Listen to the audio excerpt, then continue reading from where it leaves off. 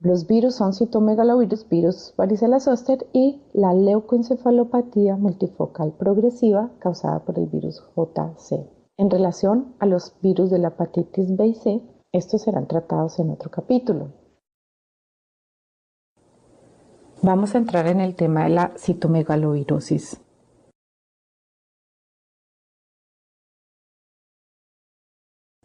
El citomegalovirus es un virus de la familia de los herpes, un virus DNA de doble cadena. En pacientes inmunodeprimidos, la mayoría de las veces la enfermedad clínica ocurre a partir de una reactivación del CMV. El CMV es adquirido generalmente durante la infancia o en las etapas tempranas de la vida y la enfermedad va a ser a partir de la reactivación de esta infección. Muy raramente la infección es una infección aguda. La enfermedad corresponde a una infección aguda. El CMV se transmite a través de secreciones sexuales, saliva, orina y otros fluidos, y también hay transmisión materna durante el embarazo y en la lactancia materna.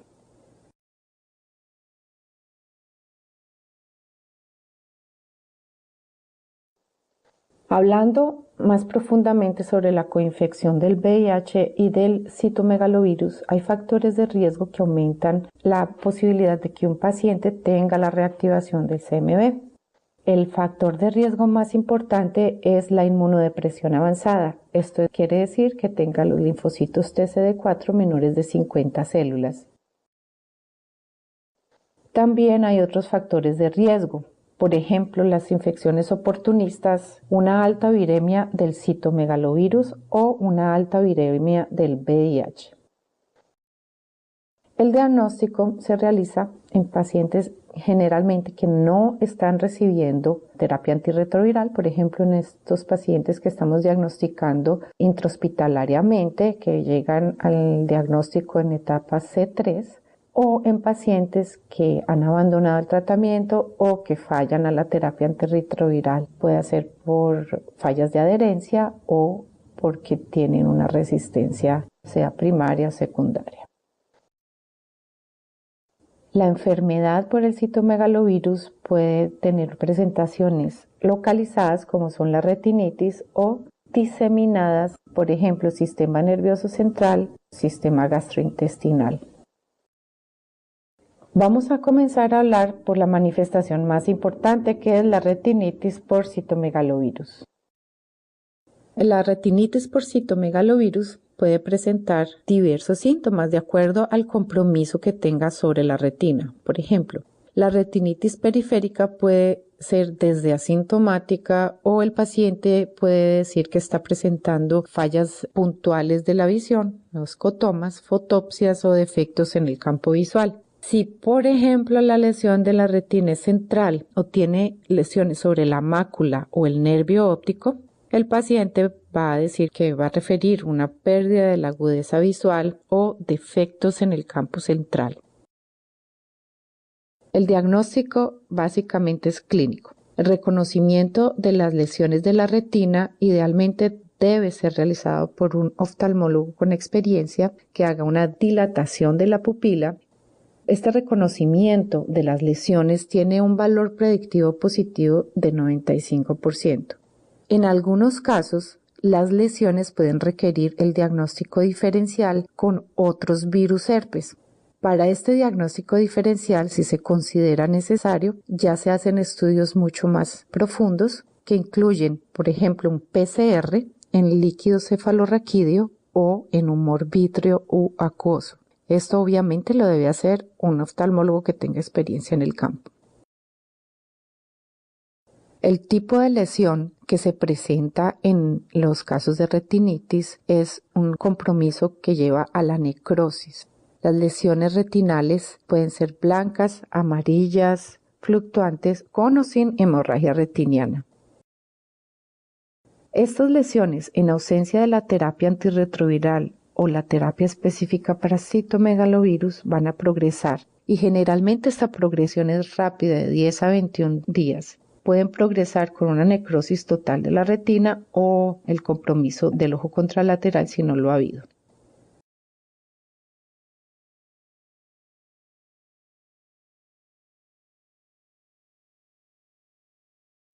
En estas fotografías vamos a ver algunas lesiones bien típicas.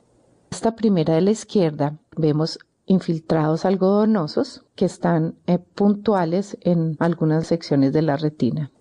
En la segunda fotografía, una retinitis que avanzó. Aquí ya vamos a ver los infiltrados algodonosos, pero ya con hemorragias intrarretinianas. Esto es lo que clásicamente se llama ketchup con mayonesa, o sea, salsa de tomate con mayonesa. La descripción de una retinitis por citomegalovirus que es típica. En esta tercera fotografía ya vemos el compromiso extenso de necrosis de la retina, que es toda la parte que está con estos exudados blancos y algunas regiones que están todavía con una hemorragia.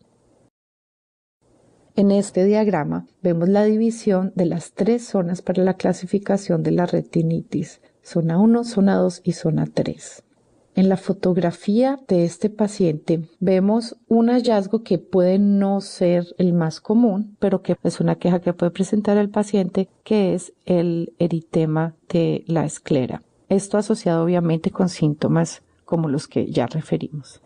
En esta última fotografía vemos una aplicación intravítrea de ganciclovir. Vamos a ver que este es uno de los abordajes terapéuticos que va a tener la retinitis por citomegalovirus específicamente en los casos más graves.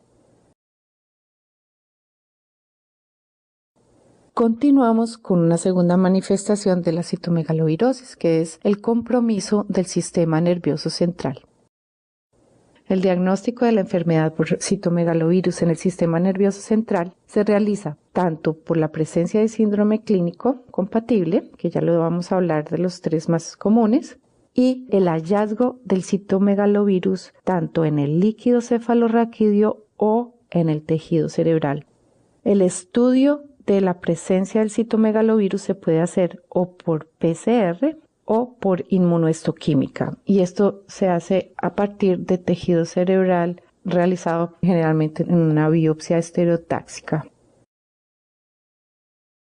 Las presentaciones clínicas más comunes del compromiso del sistema nervioso central son la demencia causada por una encefalitis, la ventrículoencefalitis y la polirradiculomielopatía.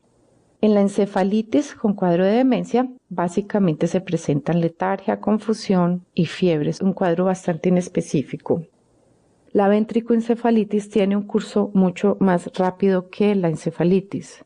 Presenta signos neurológicos focales y frecuentemente incluye la parálisis del nervio facial, nistagmus, y puede ser altamente letal. Ya la tercera forma, que es la polirradiculomielopatía, puede presentarse como un síndrome muy parecido al del Guillain-Barré. Puede presentar retención urinaria, debilidad progresiva bilateral muscular en miembros inferiores. La manifestación de la citomegalovirosis en otros órganos principalmente va a comprometer el tracto gastrointestinal. El diagnóstico de la enfermedad por citomegalovirus en órganos viscerales es un poco difícil porque no se recomienda que sea un criterio la detección de antígenos o la detección del virus en cultivo o el PCR, porque tienen muy bajo valor predictivo positivo. Además, una prueba de PCR en suero o plasma negativa no descarta la infección orgánica por CMV. Entonces, el diagnóstico se debe confirmar por el hallazgo en la biopsia de inclusiones intranucleares e intracitoplasmáticas características y también por inmunohistoquímica. Las presentaciones clínicas más comunes son la colitis y la esofagitis. Además del tracto gastrointestinal, podemos también tener la neumonitis. En la colitis por citomegalovirus puede ocurrir entre 5 al 10% de los pacientes con SIDA. Las principales manifestaciones que tenemos en una colitis generalmente son la pérdida de peso, anorexia, dolor abdominal, diarrea debilitante y malestar. Puede estar comprometiendo principalmente el ciego y puede evolucionar con perforación y presentarse en forma de un abdomen agudo. La esofagitis habitualmente ocurre en una menor proporción que la colitis.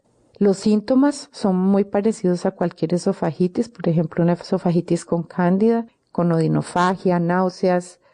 Muchas veces el paciente puede estar refiriendo dolor retroesternal o dolor epigástrico. Muchas veces se pueden presentar la esofagitis por cándida y por citomegalovirus al mismo tiempo, pero al hacer la endoscopia solamente se va a percibir un cubrimiento de las lesiones por cándida y muchas veces son olvidadas o no son vistas las úlceras por citomegalovirus. Por lo tanto, el diagnóstico de la esofagitis por citomegalovirus muchas veces se hace después de haber tratado una esofagitis por cándida y haber persistencia de los síntomas, lo cual requiere una segunda endoscopia con biopsia a las úlceras que permanecieron. Frecuentemente las úlceras del citomegalovirus se localizan en el esófago distal. Hablando ya de la neumonitis, esta es una manifestación muy poco común. Generalmente se presenta junto con otras oportunistas. El citomegalovirus se puede detectar frecuentemente en el lavado broncoalveolar, pero esto es generalmente un hallazgo incidental y, como dije anteriormente, al presentarse concomitantemente con otras oportunistas, esto nos hace que vayamos más allá y no nos quedemos simplemente con el hallazgo del citomegalovirus, sino que se investiguen la presencia de otros oportunistas.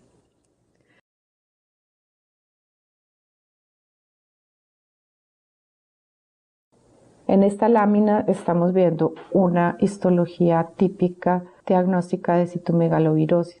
Vemos en estos dos células inclusiones en ojos de lechuza que nos van a hacer el diagnóstico. En esta última fotografía vemos un caso de neumonitis intersticial por citomegalovirus. En la radiografía se puede observar que básicamente no hay ningún tipo de infiltrado que nos pueda estar sugiriendo, por ejemplo, ocupación alveolar. Básicamente se trata de una neumonitis intersticial, la cual la podemos observar de una forma mejor en las cortes de la tomografía.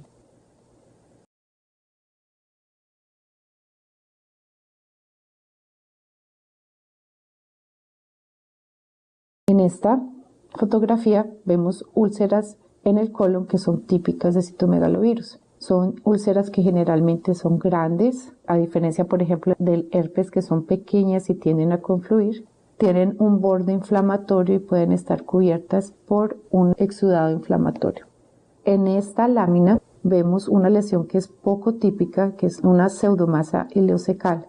Y esta puede ser una de las presentaciones del citomegalovirus con compromisos del tracto gastrointestinal.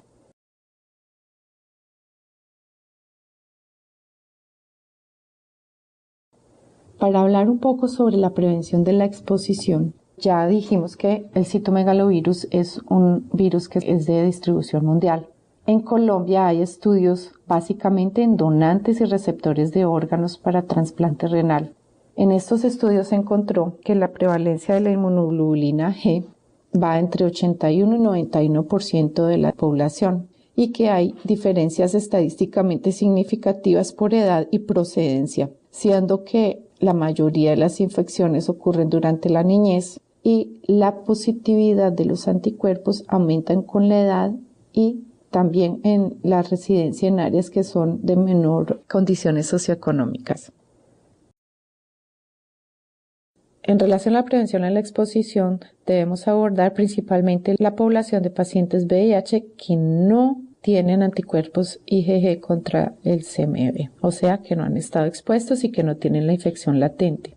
Los adolescentes y adultos infectados con VIH tienen que ser educados acerca de las formas de transmisión del CMV. Entonces se les debe realizar la educación para el uso de preservativo, ya que la transmisión es a través del semen, secreciones cervicales, además de saliva. Esto también es para la prevención de transmisión de otras infecciones de transmisión sexual. También los adultos y adolescentes con VIH que son seronegativos y que tienen a su cuidado niños o son padres de niños que están en jardines infantiles deben ser informados en cuanto al riesgo aumentado de adquirir la infección por CMV. El riesgo de adquirir la infección puede ser disminuido con prácticas higiénicas como el lavado de manos y el uso de guantes de látex. Estas 3 recomendaciones son, vuelvo a repetirlo, para personas que no han tenido la exposición al CMV. En la práctica nosotros no hacemos la serología de forma rutinaria. Estas 3 recomendaciones básicamente son las mismas que se dan para prevenir la infección por otros gérmenes de los cuales ya hemos hablado. En relación a la profilaxis primaria del citomegalovirus, antes de 1996, cuando apareció la terapia antirretroviral de alta efectividad, la profilaxis se hacía y se logró hacer en varios pacientes con ganciclovir.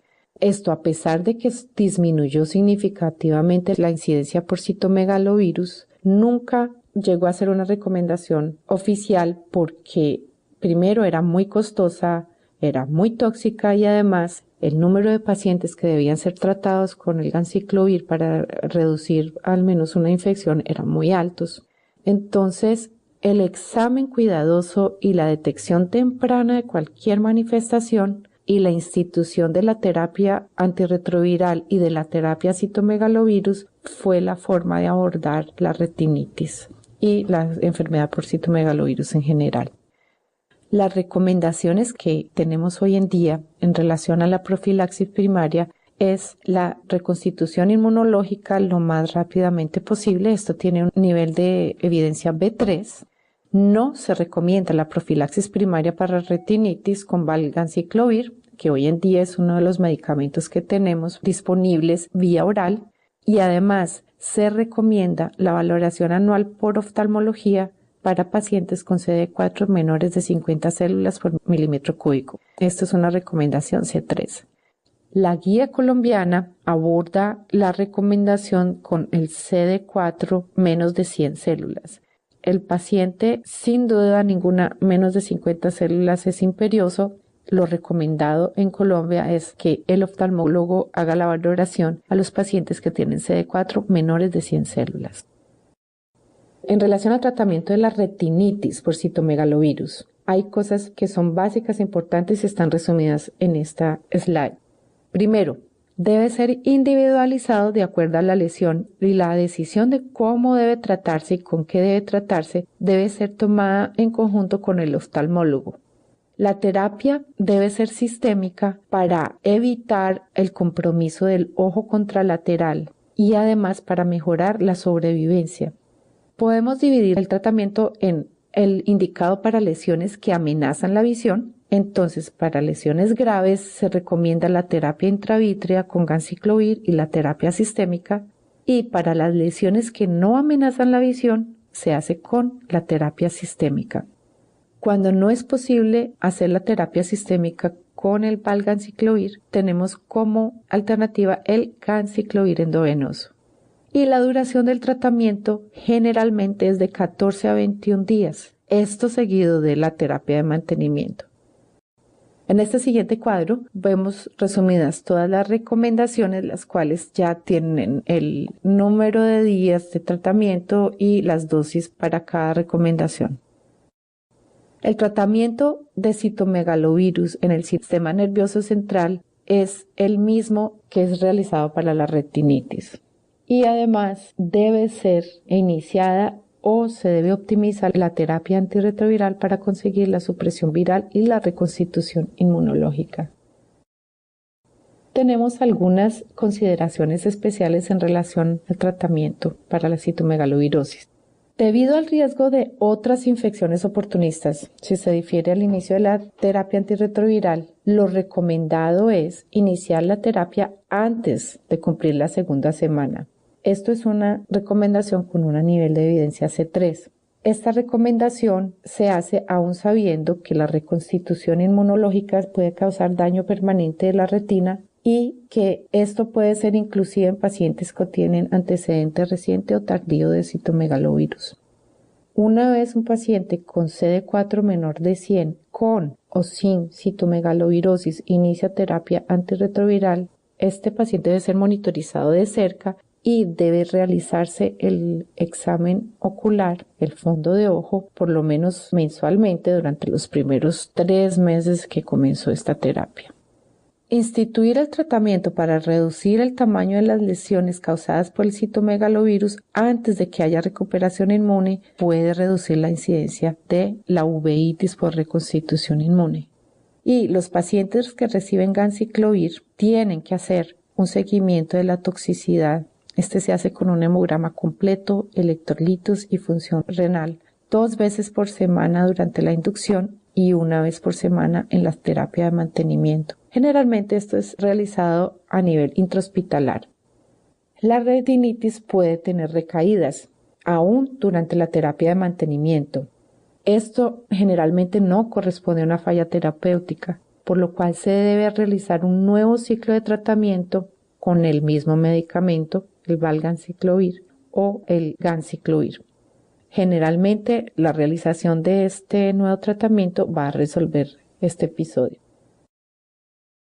Pasando al tratamiento para la colitis por citomegalovirus, este también debe ser individualizado porque algunos pacientes inclusive pueden no necesitar tratamiento específico para citomegalovirus y puede considerarse solamente iniciar la terapia antirretroviral en casos de que no haya gravedad.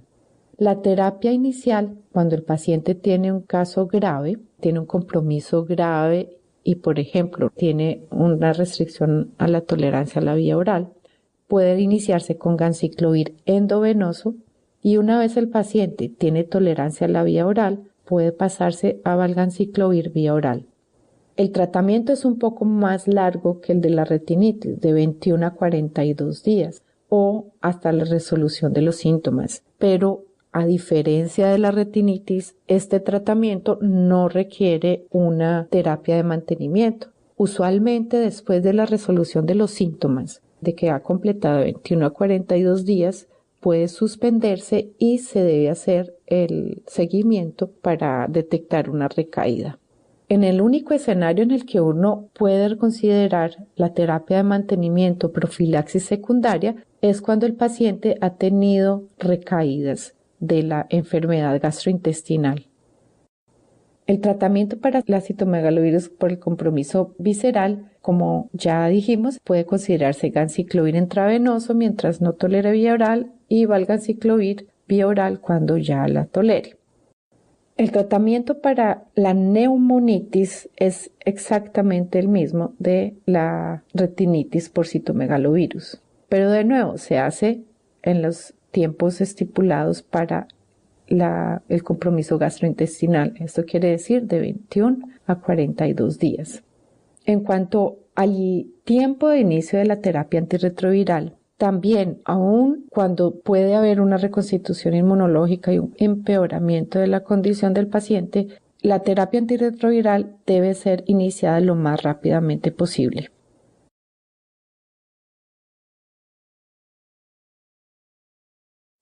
En relación a la profilaxis secundaria para citomegalovirus, ya hablamos sobre la retinitis, que es la única condición que tiene indicada la profilaxis secundaria. Esta se va a realizar hasta que el paciente tiene un CD4 mayor de 100 células por 3 a 6 meses.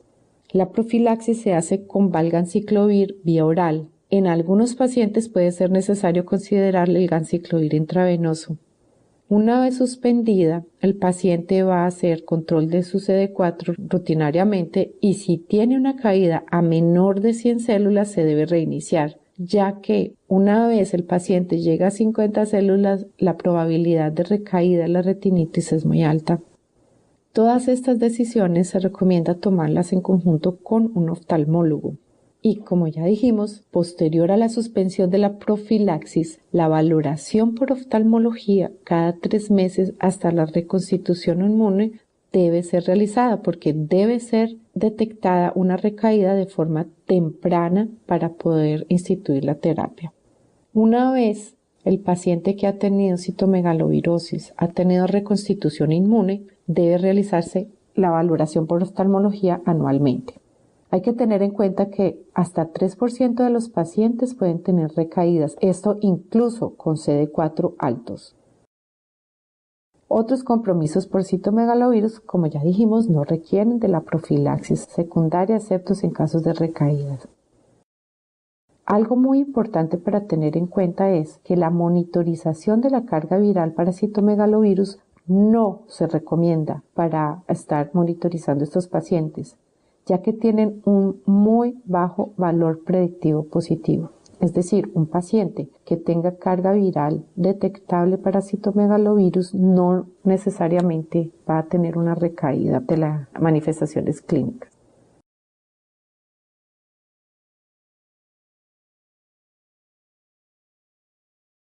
Este cuadro resume lo referido sobre la profilaxis secundaria. Los invito a estudiarlos con detención. Tenemos aquí el nivel de evidencia, los medicamentos y cuáles son las indicaciones para descontinuar y para reinstaurar la terapia secundaria.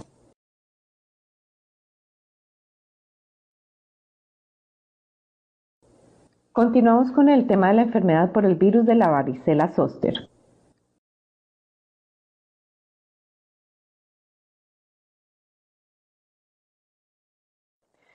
El virus de la varicela zóster es de la familia de los herpes y causa como enfermedad primaria la varicela. En algunos casos, este virus queda latente y va a causar posteriormente el cuadro del herpes zóster como reactivación a partir de un virus que quedó latente en los ganglios de la raíz dorsal, de la médula espinal o el ganglio de Gasser del trigémino o ganglios de los pares craneanos.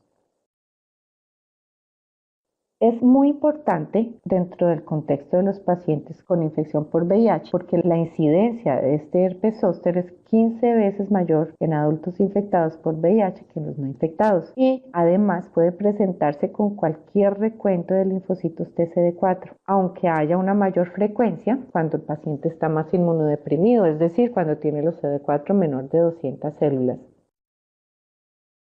El uso de la terapia antirretroviral no parece haber reducido la incidencia del herpes zóster e inclusive ante las nuevas terapias que tenemos más potentes, más eficientes, por el contrario, se presenta inclusive con mayor frecuencia en el periodo inmediatamente posterior a su inicio, en el contexto de un síndrome inflamatorio de reconstitución inmunológica. La reactivación del virus herpes zóster puede comprometer eventualmente cualquier dermatomo, siendo las manifestaciones que comprometen la retina los cuadros más graves.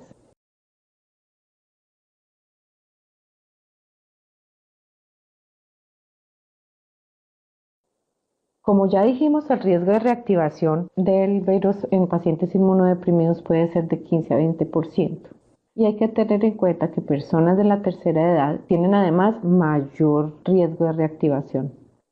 La epidemiología, tanto de la varicela como del herpes zóster, se ha modificado bastante a partir de la aparición y aplicación de las vacunas contra la varicela y la vacuna contra el herpes zóster. Esta última vacuna es la misma de la varicela atenuada, pero con un contenido antigénico mucho más elevado. En relación a la exposición al herpes zóster, tenemos dos recomendaciones. La primera es que personas infectadas por VIH que son susceptibles a virus de varicela zóster. ¿Qué quiere decir esto? Que no tienen antecedente de varicela o son seronegativos para el virus de la varicela zóster o no han recibido vacuna. Estas personas deben evitar la exposición a personas que están con varicela o con herpes zóster. Esta es una recomendación con nivel de evidencia A2. Recordar que la transmisión del virus de la varicela zóster puede darse respiratoriamente. La segunda recomendación es que los contactos domiciliarios que son susceptibles a varicela deben recibir la vacuna para prevenir la adquisición de la varicela y la transmisión potencial a los individuos infectados y susceptibles. Esto es una recomendación con un nivel de evidencia B3. En relación a la vacunación, se deben referir al capítulo del curso sobre vacunas. Vamos a revisar rápidamente las formas clínicas de la enfermedad por el virus de varicela zóster. La forma primaria es la varicela y en nuestro caso la reactivación con la forma del herpes zóster, necrosis retiniana externa y la necrosis retiniana aguda.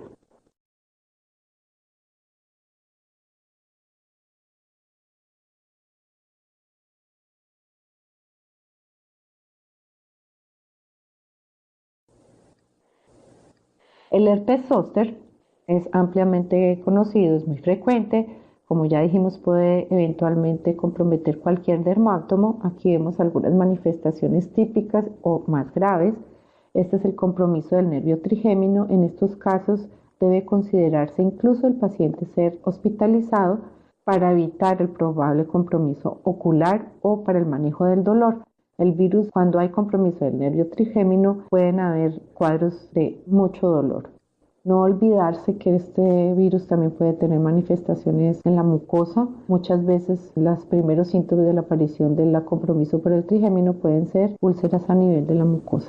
Aquí vemos lesiones típicas del herpes zóster. Comienzan con pequeñas vesículas que pueden irse agrupando y característicamente van a comprometer 1, 2 o 3 dermátomos o más y son muy dolorosas. Aquí vemos la manifestación de una uveitis anterior y una queratitis por virus de la varicela zóster, esto es por el compromiso del nervio trigémino. Y aquí un compromiso severo del virus de la varicela zóster, inclusive con lesiones necróticas, que esto puede darse principalmente cuando hay sobreinfección bacteriana. En relación a la necrosis retiniana externa, esta se presenta ante la reactivación del virus de la varicela zóster en pacientes que están muy inmunodeprimidos. El paciente generalmente va a referir una disminución del campo visual. Se pueden presentar lesiones bien definidas en camadas profundas de la retina que corresponden a necrosis y que al confluir van formando áreas que van tornándose opacas y puede llevar a la ceguera bilateral en pocos días. Aquí vemos diferentes fotografías de retina con compromiso de necrosis. Como vemos, son muy parecidos. Aquí vemos varias fotografías de la retina con compromiso necrótico, el cual puede llegar a ser masivo, ocasionalmente con hemorragias y llevar a la ceguera total del paciente. De otro lado tenemos la necrosis retiniana aguda. Esta puede ser tanto por el virus del varicela zóster, pero podría estar asociado también al virus del herpes simple. Este consiste en una retinitis periférica que puede comprometer todo el espesor de la retina y de esta vez puede asociarse a vasculitis oclusiva y a vitreitis moderada o grave. Típicamente los pacientes pueden decir que están viendo moscas volando, tienen eritema ocular, visión borrosa y defectos del campo visual.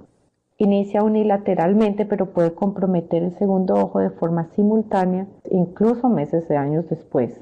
Cualquier síntoma que el paciente tenga ocular deben ser inmediatamente valorados por un oftalmólogo que tenga experiencia.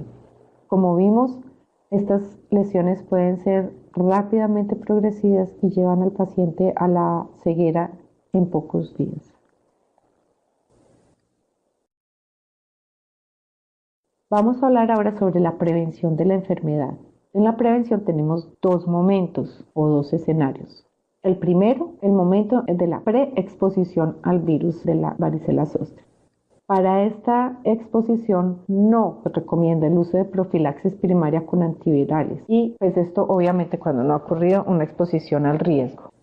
Ya las personas infectadas por VIH que son susceptibles deben evitar la exposición a personas que están con un cuadro activo de varicela. Y si se presenta enfermedad postvacunal, esto es poco frecuente, debe hacerse un tratamiento con aciclovir. Vamos a ver el otro escenario, que es la prevención de la enfermedad en un caso de postexposición al virus de la varicela zóster. Un paciente que es susceptible y tuvo contacto con alguien que está con varicela o con herpes zóster. En este caso, sí se recomienda la profilaxis en pacientes que han tenido un contacto importante con una persona que presenta varicela o herpes zóster activo. Esto es una recomendación con nivel de evidencia A3. El esquema que se recomienda como preferido para profilaxis postexposición es la aplicación de inmunoglobulina humana antivirus de la varicela zóster. Y esto debe ser tan pronto sea posible y en un periodo de hasta 10 días de esa exposición. También, como una alternativa, se recomienda la profilaxis con aciclovir 800 miligramos vía oral 5 veces al día por 5 a 7 días. Y otra alternativa sería el valaciclovir 1 gramo cada 8 horas por 5 a 7 días. Esto máximo hasta 7 a 10 días después de la exposición, porque se trata de frenar la replicación o inhibir la replicación del virus de la varicela zóster.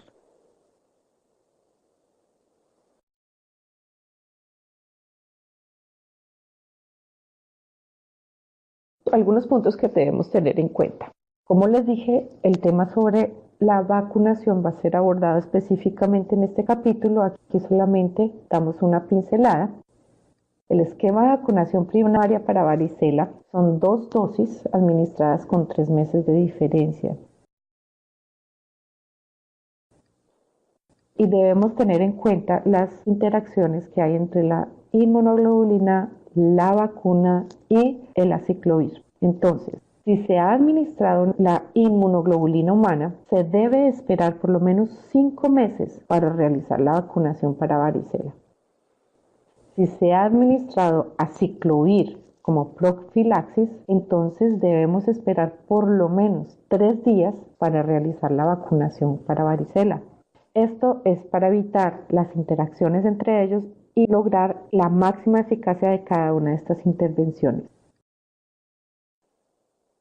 No se recomienda realizar la serología de rutina en los pacientes infectados por VIH, la serología del virus de varicela zóster. Ninguna de las profilaxis expuestas o la vacunación posexposición han sido estudiadas en pacientes infectados por VIH, adultos o adolescentes. Esto es, todas estas recomendaciones han sido realizadas en base a estudios realizados en población que no está infectada por VIH. Entrando en el tema del tratamiento de la enfermedad por virus de la varicela zóster, tenemos que tener en cuenta los diversos escenarios que planteamos. Vamos a comenzar por la infección primaria, que es la varicela. Para los pacientes que tienen las formas no complicadas, se recomienda que se use valaciclovir o famciclovir. La terapia alternativa para formas que no son complicadas puede realizarse con aciclovir. Entonces tenemos estos 3 agentes: valaciclovir, el famciclovir y el aciclovir. Ya para las formas complicadas, lo que se recomienda es ingresar el paciente en un entorno hospitalario y hacer la aplicación de aciclovir intravenoso. Una vez el cuadro ha mejorado, se puede hacer el switch a vía oral. Se recomienda entonces que en el tratamiento de formas complicadas, una vez estabilizado el cuadro clínico y si no hay evidencia de compromiso visceral, se considera el cambio de aciclovir intravenoso a famciclovir, valaciclovir o aciclovir oral hasta completar los días indicados de terapia, que son de 7 a 10. Pasamos al segundo escenario, que es las formas de la reactivación. Vamos a comenzar por el herpes zóster. En la presentación del herpes zóster tenemos también 2 escenarios. Uno es la presentación localizada y otro es las presentaciones diseminadas o con compromiso visceral. Cuando tenemos las presentaciones localizadas, el medicamento de elección recomendado es el valaciclovir, 1000 miligramos cada 8 horas. Esto es una recomendación que tiene un nivel de evidencia A2. La segunda alternativa que se recomienda es famciclovir. Este es por 7 a 10 días, también con un nivel de evidencia A2. Como alternativa para la presentación aguda o localizada está el aciclovir, 800 miligramos 5 veces al día, y esto es una recomendación B2. Como podemos ver, aún teniendo nosotros más disponible el aciclovir, este tiene un nivel de evidencia menor al que tiene el valaciclovir y el famciclovir, por lo cual en esta guía se está recomendando estas 2 alternativas sobre el aciclovir. Ya cuando tenemos la presentación diseminada o visceral, vamos a tener como terapia preferida el aciclovir. ¿Por qué? Porque tiene presentación intravenosa. Entonces, se puede hacer aplicación cada 8 horas hasta la mejoría clínica. Esto es una recomendación A3. Y una vez se ha logrado la mejoría clínica, se puede pasar a forma oral el aciclovir. El tratamiento del herpes zóster en presentaciones diseminadas viscerales debe ser completado de 10 a 14 semanas. Pasamos a un tercer escenario, el compromiso de retina por reactivación. Para el tratamiento de la necrosis retiniana externa progresiva, obviamente, como ya hablamos, se recomienda el manejo por oftalmología y esto es con nivel de evidencia A3. Dentro de las alternativas para terapia, se recomienda ganciclovir o foscarnet más ganciclovir. Para esta presentación debe ser realizada aplicación intravítrea 2 veces por semana. Se recomienda que la terapia antirretroviral sea iniciada lo más pronto posible o sea optimizada si el paciente está en falla. Ya para la necrosis retiniana aguda, la terapia preferida es el aciclovir cada 8 horas intravenoso y seguir el tratamiento con valaciclovir, esto por 6 semanas por lo menos, y hacer la aplicación de ganciclovir intravítreo 2 veces por semana también. Estas dos formas de retinitis son graves, requieren una intervención agresiva por parte de oftalmología para lograr el menor daño posible y las menores secuelas a nivel de pérdida de visión.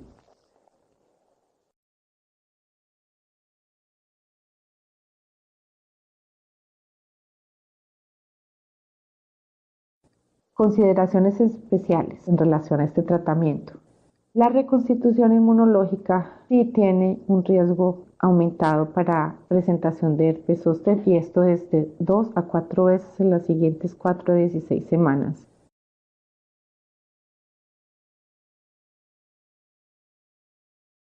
La presentación clínica de estos herpes no difiere de las presentaciones descritas y debe ser manejada de igual forma. Ya la falla terapéutica por resistencia es muy rara. Generalmente no se presenta. Solamente debe sospecharse en los casos en que la mejoría clínica no se presenta a los 10 días de iniciada la terapia. O por ejemplo cuando hay presencia de lesiones atípicas, por ejemplo verrugosas, que no mejoran. Hay que tener en cuenta que en Colombia no tenemos disponible en este momento todavía el foscarnet o el cidofovir, que son las terapias alternativas.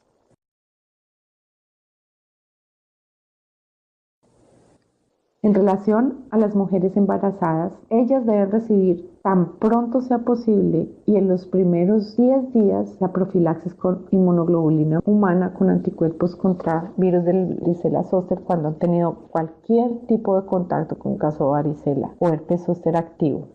Se recomienda que cuando es usado el aciclovir oral como profiláctico posexposición para virus de la varicela en una mujer embarazada, se realice una serología y descontinuar si la paciente ha tenido ya contacto con el virus de la varicela zóster y tiene anticuerpos, por lo cual no se hace necesaria la profilaxis. Y el uso de aciclovir o valganciclovir son las terapias preferidas para las mujeres embarazadas. Esto es una recomendación con un nivel de evidencia B3. Como puede verse también en el capítulo de las vacunas, no se recomienda que las mujeres embarazadas reciban la vacuna del herpes zóster, ya que es un virus vivo atenuado. Y en relación a la prevención secundaria, no se recomienda la profilaxis a largo plazo para prevenir la recurrencia de enfermedad por el virus de la varicela zóster.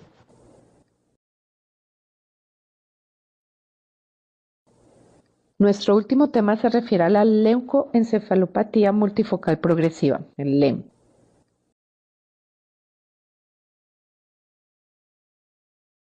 Esta es una entidad asociada al virus de JC virus. Es una enfermedad oportunista desmielinizante del sistema nervioso central. No solamente pacientes con VIH presentan a LEMP, sino pacientes que han sido trasplantados y están inmunosuprimidos o pacientes que están recibiendo terapias con inmunobiológicos, por ejemplo, el rituximab. Esta entidad tiene una alta morbilidad y mortalidad y al día de hoy no tenemos terapias efectivas que puedan tener impacto sobre la evolución de esta enfermedad. En relación al JC virus, este es un virus de distribución mundial. Tiene una alta prevalencia, está considerada entre 39 y 69% en diversos locales del mundo La infección generalmente ocurre en la infancia y es asintomática. Esta infección puede cronificarse y muchas veces se encuentran portadores asintomáticos que pueden estar eliminando el virus en la orina. Esto puede ocurrir hasta en el 30% de los pacientes que han tenido la infección y que son inmunocompetentes. Aquí en Colombia nosotros no tenemos estudios que definan la prevalencia del JCV, pero tenemos pacientes que han tenido la entidad, por lo cual se asume que está circulando.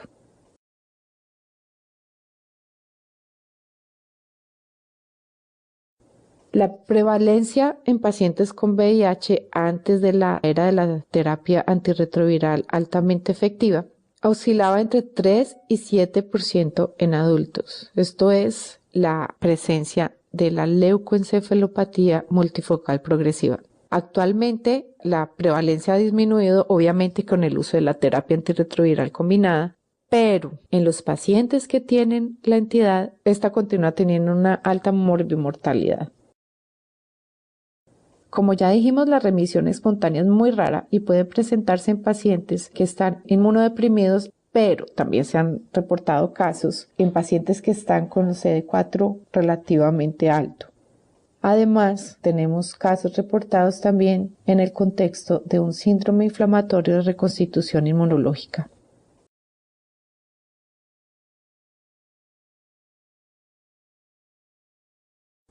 La prevalencia en pacientes con VIH antes de la era de la terapia antirretroviral altamente efectiva oscilaba entre 3 y 7% en adultos. Esto es la presencia de la leucoencefalopatía multifocal progresiva.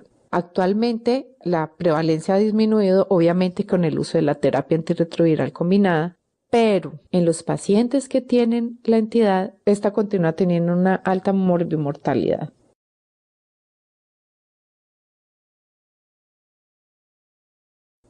En relación a la prevención a la exposición a este virus, no hay una forma conocida de prevenirlo, ya que es un virus de distribución mundial y no conocemos las formas de transmisión o cómo circula. Básicamente debemos estar atentos a cualquier sintomatología en los pacientes inmunodeprimidos que puedan hacernos sospechar un cuadro clínico relacionado con el virus del JC. La única forma eficaz de prevenir es evitar la progresión de la inmunodepresión con el tratamiento antirretroviral. Vamos ahora a abordar el tratamiento de la LEMS, la cual ya dijimos que no disponemos de muchos recursos al momento. Básicamente se trata de conseguir la reconstitución inmunológica de estos pacientes. Los pacientes que no han iniciado terapia y que tienen el diagnóstico presuntivo confirmado de la leucoencefalopatía, se recomienda iniciar el tratamiento de forma inmediata. Ya los pacientes que están en terapia debe ser optimizado este tratamiento y evaluar la adherencia, evaluar si hay resistencias y hacer los debidos ajustes. De acuerdo a la evidencia disponible en este momento, no se recomienda el uso de citarabina ni de sidofovir para el tratamiento del JC virus. Tampoco se puede recomendar al día de hoy el uso de bloqueadores de receptor serotoninérgico, por ejemplo, la olanzapina, la ciprasidona, la mirtazapina, la ciproheptadina o la risperidona como tratamiento para la LEMS. Hay algunos estudios y algunos reportes de casos aislados que han sugerido que estos medicamentos podrían tener un efecto benéfico en la evolución de la LEMS, pero hasta el momento no tenemos evidencia suficiente en estudios clínicos que nos den el soporte para hacer la recomendación. En relación al uso de corticoides, solo se considera justificado en aquellos casos donde se realiza un diagnóstico o empeoramiento después de que ha sido iniciada la terapia antirretroviral. O sea, dentro del contexto de un síndrome inflamatorio de reconstitución inmunológica. Esto debe ser documentado radiológicamente con un empeoramiento de las lesiones en la resonancia magnética. Siendo así, terminamos este largo camino de revisión de las oportunistas en pacientes con VIH. La profundización del estudio de cada una de estas patologías es importante para poder hacer un reconocimiento a tiempo del paciente que está presentando el cuadro clínico, evitarle un empeoramiento de su estado general, evitar secuelas o incluso la muerte. Este curso es basado con la guía que será publicada sobre las complicaciones de los pacientes con VIH. Los invito a estudiarla detenidamente, ya que esto tendrá material para su día a día y su práctica clínica